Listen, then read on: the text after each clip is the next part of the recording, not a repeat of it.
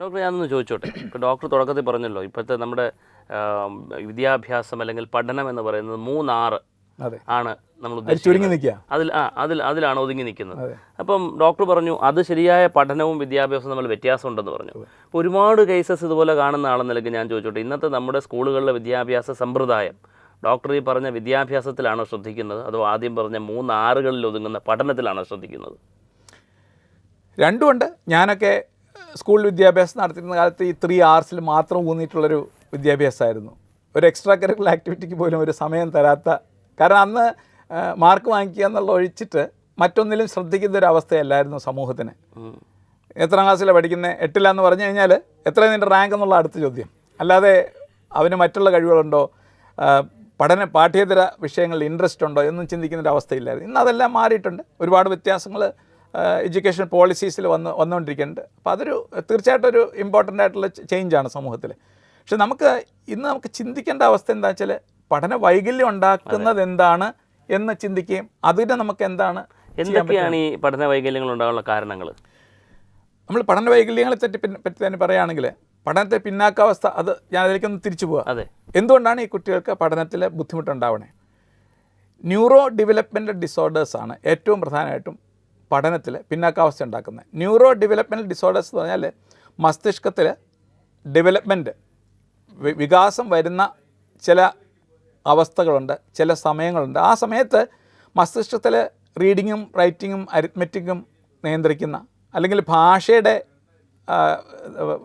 പ്രവർത്തനം നിയന്ത്രിക്കുന്ന ആ കോശങ്ങൾക്ക് മൂപ്പ് വരുന്നില്ല. ആ കോശങ്ങൾക്ക് മൂപ്പെത്താത്തതുകൊണ്ട് ആ കോശങ്ങൾ നിർവഹിക്കേണ്ട കാര്യങ്ങൾ അവയ്ക്ക് നിർവഹിക്കാൻ പറ്റാതെ വരുന്നു. അതാണ് ഏറ്റവും പ്രധാനമായിട്ടുള്ള കാരണം. അപ്പോൾ അതുകൊണ്ട് ഇതെല്ലാം ന്യൂറോ ഡെവലപ്മെൻറ്റ് ഡിസോർഡേഴ്സാണ്. എന്തുകൊണ്ടാണ് ബുദ്ധിക്ക് ചില കുട്ടികൾക്ക് പിന്നാക്കം വരുന്നത്? ബുദ്ധി കൺട്രോൾ ചെയ്യുന്ന ഇൻ്റലക്ച്വൽ ഡിസബിലിറ്റി, പണ്ട് നമ്മൾ മെൻ്റൽ റിട്ടാർഡേഷൻ എന്ന് പറഞ്ഞിരുന്ന, ബുദ്ധിമാന്ദ്യം എന്ന് പറഞ്ഞിരുന്ന, ഇന്ന് നമ്മൾ ഇൻ്റലക്ച്വൽ ഡിസബിലിറ്റി എന്ന് വളരെ ക്ലിയർ ആയിട്ട് തീർത്ത് പറയുന്നുണ്ട്. ഇൻ്റലിജൻസ് കൺട്രോൾ ചെയ്യുന്ന ബ്രെയിനിൻ്റെ ഫ്രണ്ട് ഭാഗത്ത്, മുഖ്യമായിട്ടുള്ളൊരു ഭാഗത്ത്, ഫ്രോണ്ടൽ ഏരിയയിൽ, ബ്രെയിനിൻ്റെ ഫ്രണ്ടായിട്ടുള്ള ഏരിയയിൽ ഇൻ്റലിജൻസ് കൺട്രോൾ ചെയ്യുന്ന ഏരിയ ഉണ്ട്. ആ ബുദ്ധി കൺട്രോൾ ചെയ്യുന്ന ഏരിയയിലെ കോശങ്ങൾക്ക് വികാസം ഇല്ലാത്തതുകൊണ്ട് ആ കുട്ടിക്ക് ബുദ്ധി ആവശ്യത്തിന് ഉണ്ടാകുന്നില്ല. അപ്പോൾ ബുദ്ധിമാന്ദ്യം ഉണ്ടാകുമ്പോൾ, ബുദ്ധിക്ക് കുറവുണ്ടാകുമ്പോൾ ആ കുട്ടി സ്ലോ ലേണർ ആവണു. അപ്പോൾ നാച്ചുറലായിട്ടും ആ കുട്ടിക്ക് പഠനത്തിൽ പിന്നാക്കാവസ്ഥ ഉണ്ടാവണം. അതൊരു ന്യൂറോ ഡെവലപ്മെൻറ്റിൻ്റെ ഡിസോർഡറാണ്. മറ്റൊരു പ്രധാനമായിട്ടുള്ള സംഗതി, ഞങ്ങളിപ്പോൾ ഒരുപാട് ഊന്നൽ കൊടുക്കുന്ന ഒരു സംഗതി ലാംഗ്വേജിൻ്റെ, ഭാഷയുടെ ഡെവലപ്മെൻറ്റിലാണ്. ഭാഷ എന്ന് പറയുന്നത് വളരെ അത്യുന്നതമായിട്ടുള്ള ഒരു ലെവലാണ്. ഹ്യൂമൻ ബീയിങ്സിന് മാത്രമുള്ള ഒരു അത്യുന്നതമായിട്ടുള്ളൊരു ലെവലാണ്. ഇവല്യൂഷനിൽ ഒരുപാട് മുന്നോട്ട് പോയതിന് ശേഷം ഉണ്ടായിട്ടുള്ളൊരു സംഗതിയാണ് ഭാഷ. ഭാഷ ഉണ്ടാകുന്നത് എങ്ങനെയാണ്? ഞാനിപ്പോൾ ഗണേശനോട് സംസാരിക്കുന്ന സമയത്ത് ഗണേശനോട് പറയാനുള്ള കാര്യങ്ങൾ എൻ്റെ ബ്രെയിനിൻ്റെ വലതുവശത്ത് വന്നുകൊണ്ടിരിക്കുകയാണ്. ഐഡിയേഷൻ തിങ്കിങ് അവിടെ വന്നുകൊണ്ടിരിക്കുകയാണ്. എനിക്ക് പറയാനുള്ള കാര്യങ്ങൾ, അതിനുള്ള വാക്കുകളും വാചകങ്ങളും ഒക്കെ കിടക്കുന്നത് എൻ്റെ ബ്രെയിനിൻ്റെ ഇടതുവശത്താണ്. ആശയം വരുമ്പോൾ ആ ആശയങ്ങൾ ഉണ്ടാക്കിക്കൊണ്ടിരിക്കുന്ന, ആശയങ്ങൾ നിർവചിച്ചുകൊണ്ടിരിക്കുന്ന ബ്രെയിനിൻ്റെ വലതുവശത്തെ ഐഡിയേഷൻ തിങ്കിങ് നടക്കുന്ന കോശങ്ങൾ അപ്പം തന്നെ ഇലക്ട്രിക്കൽ സിഗ്നൽ അയച്ച് ബ്രെയിനിൻ്റെ ഇടതുവശത്ത് എൻ്റെ ലെഫ്റ്റ് ബ്രെയിനിൽ ഇൻഫീരിയർ ഫ്രോണ്ടൽ ജൈറസ് എന്ന് പറഞ്ഞൊരു ഏരിയ ഉണ്ട്. അവിടെ കിടക്കുന്ന വാക്കുകളെ ഞാൻ മലയാളത്തിലാണ് പറയാൻ പോകുന്നത്. മലയാളം ഡിക്ഷണറി പോയിട്ട് ആ വാക്കുകൾ ഇങ്ങനെ പൊക്കിയെടുത്തുകൊണ്ടിരിക്കുക.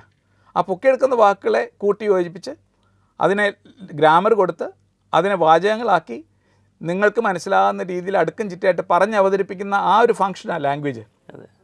ഒരുപാട് കുട്ടികൾക്ക് ഈ ലാംഗ്വേജിന് ഡിസോർഡർ ഉണ്ട്. നമുക്ക് പലപ്പോഴും തിരിച്ചറിയാൻ പറ്റാറില്ല. ഒരുപാട് കുട്ടികൾക്ക് അറിയാവുന്ന കാര്യങ്ങൾ, മനസ്സിൽ കിടക്കുന്ന കാര്യങ്ങൾ, പഠിച്ച കാര്യങ്ങൾ, ടീച്ചർ പറഞ്ഞു വിട്ട കാര്യങ്ങൾ, അമ്മ പറഞ്ഞു കൊടുത്ത കാര്യങ്ങൾ തലേ കിടപ്പുണ്ട്.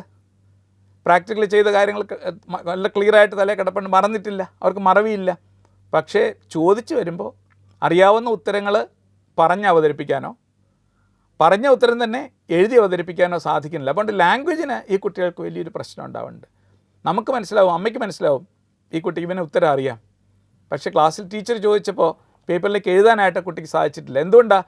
ബ്രെയിനിൻ്റെ വലതുവശത്തുള്ള ആശയങ്ങൾ, ഉത്തരങ്ങൾ, അതിന് തത്തുല്യമായിട്ടുള്ള വാക്കുകൾ ബ്രെയിനിൻ്റെ ഇടതുവശത്ത് കിടക്കുന്നത് എടുത്ത് പുറത്തേക്ക് അവതരിപ്പിക്കാനായിട്ട് ഈ കുട്ടിയുടെ ബ്രെയിനിനെ കൊണ്ട് സാധിക്കുന്നില്ല. എന്തുകൊണ്ടാണ്? ആ കുട്ടിയുടെ ഈ പ്രക്രിയ നിർവഹിക്കുന്ന രാസപ്രവർത്തനങ്ങൾക്ക് മൂപ്പെത്തിയിട്ടില്ല. അതുകൊണ്ട് അതിന് പുറത്തേക്ക് സാധിക്കുന്നില്ല. ആ കുട്ടി മണ്ടനായതുകൊണ്ടോ ബുദ്ധിഹീനനായതുകൊണ്ടോ അല്ലല്ലോ. അതാണ് രണ്ടാമത്തെ ഒരു ഇഷ്യൂ. മൂന്നാമത്തെ ഒരു കാര്യം നമുക്ക് പ്രധാനമായിട്ടുള്ള സംഗതിയാണ് റീഡിങ്ങും റൈറ്റിങ്ങും അരിത്മെറ്റിക്കും. ഞാൻ നേരത്തെ പറഞ്ഞ 3Rsൻ്റെ ഈ 3Rs കൺട്രോൾ ചെയ്യുന്നത് ഞാൻ മുൻപേ പറഞ്ഞ ലാംഗ്വേജ് ഏരിയയിൽ ഏതാണ്ട് മുന്നറ്റത്ത് കിടക്കുന്ന ബ്രെയിനിനകത്തുള്ള ഒരു ഏരിയയാണ്. തന്നെത്താൻ വായിക്കുമ്പോൾ മനസ്സിലാക്കാനുള്ള എബിലിറ്റി, അതാണ് റീഡിങ് കോംപ്രിഹെൻഷൻ. നമ്മുടെ വായനയുടെ ഉദ്ദേശം എന്താ? 3ാം ക്ലാസ് 4ാം ക്ലാസ് കഴിഞ്ഞാൽ പിന്നെ വായനയ്ക്ക് ഒറ്റ ഉദ്ദേശമേ ഉള്ളൂ, വായിക്കുന്നത് മനസ്സിലാക്കിയെടുക്കുക, കോംപ്രിഹെൻഡ് ചെയ്യുക. ഈ ഒരുപാട് കുട്ടികൾക്ക് അവർ വായിക്കാൻ ചിലപ്പോൾ കൈരളി ചാനൽ എന്ന് ചിലപ്പോൾ വായിക്കാം, പക്ഷേ വായിക്കുന്നതിന് അതിൻ്റെ അർത്ഥം മനസ്സിലാക്കാനായിട്ടുള്ള കോംപ്രിഹെൻഷനുള്ള കഴിവ് ഒരുപാട് കുട്ടികൾക്ക് ഇല്ലാതാവണം. വായന എന്ന പ്രക്രിയ കൺട്രോൾ ചെയ്യുന്ന ബ്രെയിനിൻ്റെ ഇടതുവശത്തെ ആ കുട്ടികളുടെ കോശങ്ങൾക്ക് മൂപ്പ് കുറവായതുകൊണ്ട് വായിക്കുന്നത് മനസ്സിലാക്കിയെടുക്കാനും മനസ്സിലായതിന് അർത്ഥം കൊടുക്കാനും, അർത്ഥം മനസ്സിലായത് തന്നെത്താൻ അവനവൻ ഗ്രഹിച്ച് അവനവൻ്റെ ഭാഷ ഉപയോഗിച്ചിട്ട് പേപ്പറിലേക്ക് എഴുതി അവതരിപ്പിക്കാനും ഈ കുട്ടികൾക്ക് സാധിക്കുന്നില്ല. വായന എന്ന് പറഞ്ഞാൽ പേപ്പറിൽ കിടക്കുന്ന തലയിലേക്ക് കയറുന്ന, തലയിൽ കിടക്കുന്നത് പേപ്പറിലേക്ക് അവതരിപ്പിക്കുന്ന തിരിച്ചു വരവാണ് എഴുത്ത്. അപ്പോൾ വായനയും എഴുത്തും ഈ കുട്ടികൾക്ക് ചെയ്യാൻ പറ്റാത്തത് മടി കൊണ്ടോ അധിക പ്രസംഗം കൊണ്ടോ അവന് ബുദ്ധിഹീനത ഉള്ളതുകൊണ്ടോ അല്ല, വായിക്കുന്നത് മനസ്സിലാക്കിയെടുക്കാൻ സാധിക്കാത്തതുകൊണ്ട് അറിയാവുന്നത് പോലും മനസ്സിലാക്കുന്നത് പോലും എഴുതി അവതരിപ്പിക്കാനും ആ കുട്ടികൾക്ക് സാധിക്കുന്നില്ല. ഇതും ബ്രെയിനിൽ തലച്ചോറിനകത്ത് ഇത് കൺട്രോൾ ചെയ്യുന്ന കോശങ്ങളുടെ രാസവസ്തുക്കളുടെ അളവിന് മൂപ്പ് കുറവായതുകൊണ്ടാണ്. അപ്പോൾ അത് നമ്മൾ മനസ്സിലാക്കേണ്ടതാണ്, കുട്ടിയുടെ അധിപ്രസംഗം അല്ലാതെ. അരിത്മെറ്റിക് ഇതുപോലെ തന്നെയാണ്. ഒരുപാട് കുട്ടികൾ പഠിക്കാൻ വളരെ കേമരായിട്ടുള്ള കുട്ടികളുണ്ട്, കണക്ക് ചെയ്തു വരുമ്പോൾ പ്രശ്നമാണ്. എങ്ങനെ ചെയ്യേണ്ടതെന്ന് അറിയാം കുട്ടികൾക്ക്, ബുദ്ധിയുണ്ട്, പക്ഷേ ചെയ്തു വരുമ്പോൾ തെറ്റിച്ച് കളയും. ചിലപ്പോൾ എടുത്ത് കഴിയുമ്പോൾ തെറ്റിച്ച് കളയും. 120 ഇൻറ്റു 8 എന്നിട്ട് 128 എഴുതി വയ്ക്കും. അപ്പോൾ അങ്ങനെ ഈ പ്രക്രിയകൾ, കണക്കിൻ്റെ പ്രക്രിയകൾ ചെയ്യുന്നത് ഇടതുവശത്താണ്. റീഡിങ്ങും റൈറ്റിങ്ങും അരിത്മെറ്റിക്കും ചെയ്യുന്നത് ഇടതുവശത്താണ്. ആ കോശങ്ങൾക്ക് മൂപ്പ് കുറവുണ്ടെങ്കിൽ ആ കുട്ടികൾക്ക് ഈ പഠന വൈകല്യവും ഉണ്ടാവും. അപ്പോൾ അത് നമ്മൾ ചിന്തിക്കേണ്ട ഒരു സംഗതിയാണ്. കാരണം പല കുട്ടികൾ ഇതുപോലുള്ള കുട്ടികളെ വിഡ്ഢികളെന്ന് വിളിക്കുകയും അതേ പ്രശ്നങ്ങളെന്ന് വിളിക്കുകയും തല്ലുകയും കൊട്ടുകയും മാർക്ക് വാങ്ങിക്കാത്തതിന് അടി വാങ്ങിക്കുകയും അവർക്ക് കൊടുക്കേണ്ട സ്നേഹം കൊടുക്കാതിരിക്കുകയും ഒക്കെ ചെയ്യുന്ന ഒരുപാട് കുടുംബങ്ങൾ നമുക്ക് സ്ഥിരമായിട്ട് ഇപ്പോൾ കാണാവുന്നതാണ്. കാരണം ഇന്നത്തെ ഒരു പെർഫോമൻസ് ഓറിയൻറ്റഡ് സൊസൈറ്റിയാണ്. മാർക്കില്ലെങ്കിൽ, പഠനമില്ലെങ്കിൽ വിദ്യാഭ്യാസം ഇല്ല എന്ന് കരുതുന്ന ഒരു സൊസൈറ്റിയാണ്. അപ്പോൾ നമ്മളെല്ലാവരും പെർഫോമൻസ് ഓറിയൻറ്റഡ് ആയതുകൊണ്ട് മാർക്ക് വാങ്ങിക്കൊണ്ട് വന്നില്ലെങ്കിൽ ആ കുട്ടികൾക്ക് മിക്കവാറും ഇതുപോലുള്ള ഒരു അവസ്ഥ ഉണ്ടാകുക. ഇതെങ്ങനെ തിരിച്ചറിയാൻ പറ്റും? നമുക്ക് തിരിച്ചറിയാൻ പറ്റുന്നത്, ഞാൻ ഇപ്പോൾ പറഞ്ഞ പോലെ റീഡിങ് തന്നിതം വായിക്കുമ്പോൾ മനസ്സിലാകാൻ ബുദ്ധിമുട്ടുള്ള കുട്ടികൾ റീഡിങ്ങിൽ ഇൻട്രസ്റ്റ് ഉണ്ടാവില്ല. നമ്മൾ കുഞ്ഞു കുട്ടികളെ കണ്ടാൽ അറിയാം, ചേട്ടൻ ഇരുന്ന് വായിക്കുന്നത് കാണുമ്പോൾ അനിയനും പോയിരുന്ന് വായിക്കണമെന്ന് തോന്നും. കഥപുസ്തകങ്ങൾ നമ്മൾ തുടങ്ങുന്നത് വിഷ്വൽസ് കൺട്രോൾ ചെയ്യുന്നത്, പടങ്ങളായിട്ടുള്ള കൺട്രോൾ ചെയ്യുന്നത് ബ്രെയിനിൻ്റെ വലതുവശമാണ്. ബ്രെയിനിൻ്റെ വലതുവശം പിക്ചേഴ്സ്, ബുക്സിലുണ്ടാകുന്ന പിക്ചേഴ്സ്, കഥകളുടെ പിക്ചേഴ്സ്, ആ പിക്ചേഴ്സ് പെട്ടെന്ന് അബ്സോർബ് ചെയ്യും. വാക്കുകളിലേക്ക് വരുമ്പോൾ നമ്മൾ CAT കാറ്റ് പഠിക്കുന്നതിനെ, കാറ്റിൻ്റെ പടത്തിൻ്റെ മുകളിലാണ് CAT. അപ്പോൾ പടമായിട്ട് തന്നെ നമ്മൾ പലപ്പോഴും പഠിക്കുന്നത്. അത് കഴിഞ്ഞിട്ടാണ് C for A for T for T എന്ന് വരുന്നത്. അപ്പോൾ വായന എന്ന പ്രക്രിയ കൺട്രോൾ ചെയ്യുന്ന കോശങ്ങൾക്ക് ഇതുപോലെ ബുക്ക് കണ്ടും ബുക്കിലെ പടങ്ങൾ കണ്ടും പടങ്ങളുടെ കൂടെയുള്ള വാക്കുകൾ കണ്ടും ഈ സ്റ്റിമുലേഷൻ തുടങ്ങുമ്പോൾ ഈ ബ്രെയിൻ സെൽ ഉണരുകയായി. ആ ഉണരുന്ന ബ്രെയിൻ സെൽസ് പഠനം നിർവഹിക്കുമ്പോൾ വായിക്കുകയും വായിച്ചതിൻ്റെ അർത്ഥം മനസ്സിലാക്കി എടുക്കുകയും ചെയ്യും, അത് എഴുതാൻ പഠിക്കുകയും ചെയ്യുക. ഈ ഒരുപാട് കുട്ടികൾക്ക് ഇത് ചെയ്യാൻ പറ്റാത്ത കുട്ടികൾ, ഇതിനുള്ള കഴിവില്ലാത്ത കുട്ടികൾ, അവരുടെ ബ്രെയിനിൻ്റെ കോശങ്ങൾ മൂപ്പില്ലാത്ത കുട്ടികൾ, ആ കുട്ടികൾ എന്താ ചെയ്യുക? അവർക്കിത് വേണ്ടെന്ന് വയ്ക്കും. അമ്മയോട് പറയും, എനിക്ക് പടം കണ്ടിട്ട് എനിക്ക് കഥ പറഞ്ഞു താമാന്ന് പറയും. അല്ലാതെ ഇത് തന്നെത്താൻ വായിച്ചെടുക്കാനായിട്ടും വായിച്ചത് രണ്ടാമത് വായിക്കാനായിട്ടും ക്ലാസ്സിൽ പഠിപ്പിച്ച് വീട്ടിൽ നിന്നിട്ട് വായിക്കാൻ ഉത്സാഹം കാണിക്കില്ല. അപ്പോൾ പലപ്പോഴും ഈ അമ്മമാർ വന്ന് പറയും, ഇവൻ വായിക്കുകയില്ല, പുസ്തകം വായിക്കില്ല. വളരെ പ്രധാനമായിട്ട് സംഗതിയാണ്. ഞാനെപ്പോഴും പറയാറില്ല, some of the children they are the smartest kids in the whole school if instruction was entirely oral. നമ്മൾ പഠനം നിർവഹിക്കുന്ന മുഴുവനും ഓറലായിട്ടാണ്, വാക്കുകളിൽ കൂടെ മാത്രമേ ഉള്ളൂ, എഴുതുകയും വായിക്കുകയും വേണ്ട എന്നുണ്ടെങ്കിൽ ഈ കുട്ടികൾ നല്ല മിടുക്കന്മാരാണ്. അപ്പോൾ ഇത്രയും മിടുക്കന്മാരായ കുട്ടികൾക്ക് എഴുതാനും വായിക്കാനും ബുദ്ധിമുട്ട് കാണുമ്പോൾ നമുക്ക് മനസ്സിലാവണം പഠന വൈകല്യം ഉണ്ടായിരിക്കുക ഈ കുട്ടിക്ക്, അവൻ്റെ അധികപ്രസംഗം ആയിരിക്കില്ല. അപ്പോൾ അതൊരു വശമാണ്.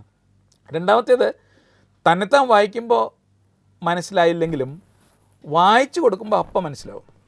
ഓക്കെ. റീഡിങ് കോംപ്രിഹെൻഷൻ ഇല്ല, തന്നെത്താൻ വായിക്കുമ്പോൾ തലേ കയറുന്നില്ല. വായിച്ച് കേൾപ്പിച്ച് കൊടുത്താൽ അതേ പാരഗ്രാഫ് അമ്മ എടുത്ത് വായിച്ച് കേൾപ്പിച്ച് കൊടുക്കുമ്പോൾ അപ്പം മനസ്സിലാവും. അപ്പോൾ അത് കാണുമ്പോൾ നമുക്കറിയണം ഇവൻ്റെ പ്രശ്നം മണ്ടനായതുകൊണ്ടല്ല, മനസ്സിലാക്കാൻ ബുദ്ധിമുട്ടുള്ളതുകൊണ്ടല്ല, കേൾക്കുമ്പോൾ അപ്പം തന്നെ മനസ്സിലാവുന്നുണ്ടല്ലോ. ഒരുപക്ഷെ അമ്മയേക്കാളും നന്നായിട്ട് ഫാസ്റ്റായിട്ട് കുട്ടിക്ക് മനസ്സിലാവുണ്ടാവും. അപ്പോൾ നമുക്ക് മനസ്സിലാവണം ഇത് അവന് ബുദ്ധിമുട്ടുണ്ട്, തന്നെത്താൻ വായിക്കുമ്പോൾ തലേ കയറാൻ ബുദ്ധിമുട്ടുണ്ട്, കേൾക്കുന്നതിന് മനസ്സിലാവുന്നുണ്ട്. അപ്പോൾ അതിൻ്റെ അർത്ഥം വായന എന്ന പ്രക്രിയ കൺട്രോൾ ചെയ്യുന്ന ബ്രെയിനിൻ്റെ ഇടതുവശത്തുള്ള കോശങ്ങൾക്ക് മൂപ്പില്ലാത്തതുകൊണ്ടുണ്ടാകുന്ന പഠന വൈകല്യമാണ്. അത് ഇതിനെ സീരിയസ് ആയിട്ടുള്ള ഒരു അസസ്മെൻറ്റ് ഉണ്ടാവേണ്ടതാണ്. ഇതുപോലെ തന്നെയാണ് എഴുതുമ്പോഴുള്ള പ്രശ്നം. ഈ കുട്ടികൾക്ക് പേന പിടിച്ചെഴുതാനായിട്ട് ഒരു ഡിഫിക്കൽറ്റി ഉണ്ടാവും. പേന പിടിക്കുമ്പോൾ, പെൻസിൽ പിടിക്കുമ്പോൾ അറ്റത്ത് പിടിച്ച് കുത്തി പിടിച്ചിട്ട് ഒരുപാട് പ്രഷർ ഉപയോഗിച്ചിട്ടായിരിക്കും പലപ്പോഴും എഴുതുക. അതുകൊണ്ട് ക്ലാസ്സിൽ നോട്ട്സ് തീരില്ല, ടീച്ചേഴ്സ് കംപ്ലയിൻറ്റ് ചെയ്യും, ക്ലാസ്സിൽ എഴുതണില്ല, ക്ലാസ്സിൽ നോട്ട്സ് തീരണില്ല, മറ്റു കുട്ടികൾ നോക്കി എഴുതുന്ന പലപ്പോഴും അവന് എഴുതാൻ പറ്റാത്തതുണ്ടാവും, പടം വരയ്ക്കുന്ന പോലെ എഴുതി വയ്ക്കുന്നത്, ഉത്തരം എഴുതി വയ്ക്കുന്നത്. അപ്പോൾ അതുകൊണ്ട് പലപ്പോഴും നമുക്ക് തന്നെ അത്ഭുതം തോന്നും, ഈ കുട്ടികൾ ചോദിച്ചാൽ എത്ര ക്ലിയർ ആയിട്ട് ഉത്തരം പറയും, എഴുതി വരുമ്പോൾ അതിനകത്ത് ഒന്നും ഉണ്ടാവില്ല. അത് വളരെ കഷ്ടമുള്ള സംഗതിയാണ്. അപ്പോൾ ഞാനെപ്പോഴും പറയാറുള്ളൊരു സംഗതിയാണ്, നമ്മൾ ഈ അന്തരമാണ് കുട്ടിക്കുള്ള ബുദ്ധിയുടെ, കുട്ടിക്കുള്ള മനസ്സിലാക്കാനുള്ള കഴിവിൻ്റെ, കുട്ടിക്ക് നമ്മൾ പറഞ്ഞ് നമ്മളോട് പറയുമ്പോൾ ഉള്ള അറിവിൻ്റെ എത്രയോ കുറവാണ് പേപ്പറിൽ വരുന്നത്. അപ്പോൾ ഈ അന്തരം, ഡിസ്ക്രിപ്പൻസി, അവൻ്റെ തലയിൽ കിടക്കുന്നതും പേപ്പറിലേക്ക് അവതരിപ്പിക്കുന്നതുമായിട്ടുള്ള ആ മെറ്റീരിയലിൻ്റെ അന്തരമാണ് നമ്മളെ ഇതിനെ അലേർട്ട് ചെയ്യേണ്ടത്. ഇങ്ങനൊരു പ്രശ്നം ഈ കുട്ടിക്ക് ഉണ്ടാവാം, അതുകൊണ്ടാണ് ഇവൻ പറഞ്ഞാൽ അവതരിപ്പിക്കാൻ പറ്റുന്നുണ്ട്, എഴുതുമ്പോൾ വരണില്ല എന്നുള്ളത് നമുക്ക് മനസ്സിലാവും. സ്കൂൾ കഴിഞ്ഞിട്ട് പരീക്ഷ കഴിഞ്ഞിട്ട് വന്നിട്ട് പറയും ഇത്തവണ വലിയ കുഴപ്പമില്ലായിരുന്നു, നമ്മൾ നന്നായിട്ട് എഴുതുമെന്ന് പറയും. പേപ്പർ വരുമ്പോൾ അവൻ അറിയാവുന്ന ഉത്തരം പോലും പേപ്പറിലില്ല. അതാണ് നമ്മൾ പലപ്പോഴും കാണുന്നത്.